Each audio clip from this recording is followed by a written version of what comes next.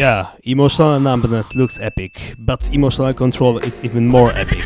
You see, life is not about being numb. Don't be that edgy emo kid who talks about being emotionless. Be better than him by not rejecting your feelings, but by accepting and controlling them like a mature human being. A teenage emo kid will never win against a truly mature and stoic man. So what's the secret? It definitely is not about rejecting positive emotions. I don't mean that you have to always spread enthusiasm, but I mean that you have to always strive towards feeling content and peaceful inside.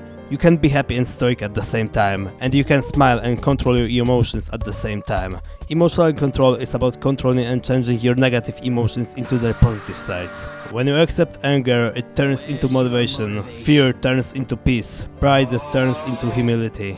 One of the key rules of emotional control is your mindset. Many people have terrible attitude towards life, and so they always walk around being stressed, nervous, angry, prideful, sad and things like that. You can't control your emotions if you're being the one controlled by them. So in order to control them, you literally have to become a more positive person first. For example, the classic of true self-improvement literature, Stoicism books, always teach about how to have a better attitude. Marcus Aurelius, Seneca, Epictetus, you name it. The key rules they talk about is accepting whatever happens to you. It's about how none of your experiences can be considered either good or bad. Stoics believe that everything that happens to you in life is just natural, neither good nor bad, just natural, and therefore completely neutral.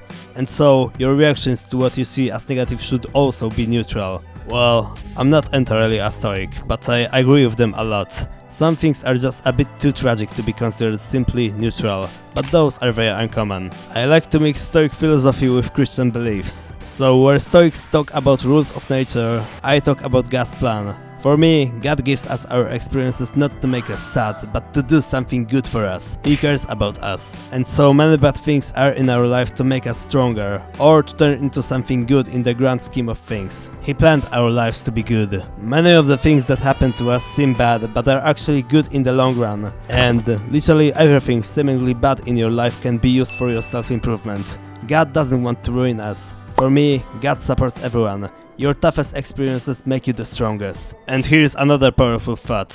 If you're a righteous human being, you're always safe. Why? Because nothing on this world can hurt you. Even death isn't scary if you know that you deserve a good afterlife. None of the things in this world can actually hurt you, so there's no reason to fear any of these worldly things. Even if you lose your job, you are still alive.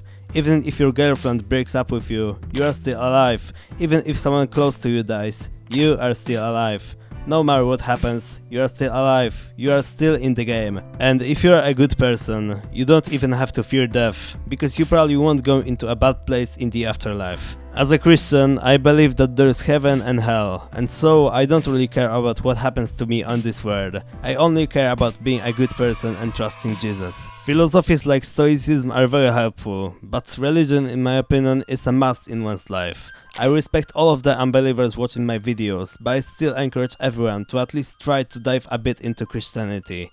As a Christian, there is nothing I have to be afraid of in this world. I only need to fear God, and believe me or not, it's a very positive form of fear. So, almost everything that happens to you in life is neutral, and almost all of your reactions can be more neutral.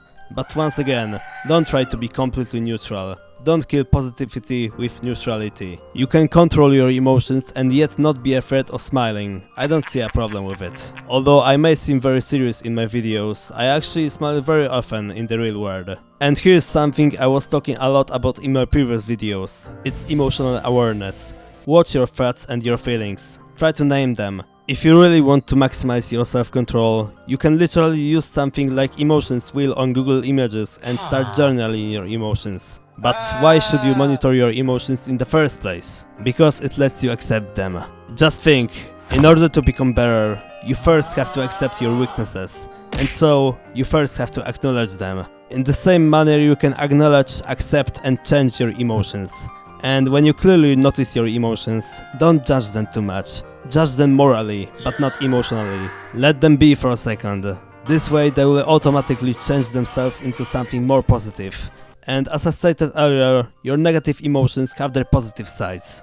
Your anxiety, sadness and boredom can be changed into peace, empathy and inspiration. All just by watching them and accepting them. Your emotions are your guests, not your enemies. Or maybe you're feeling lonely. Well, then this video is for you. It's pretty similar to what you've just watched, but it also can teach you a lot about other good things.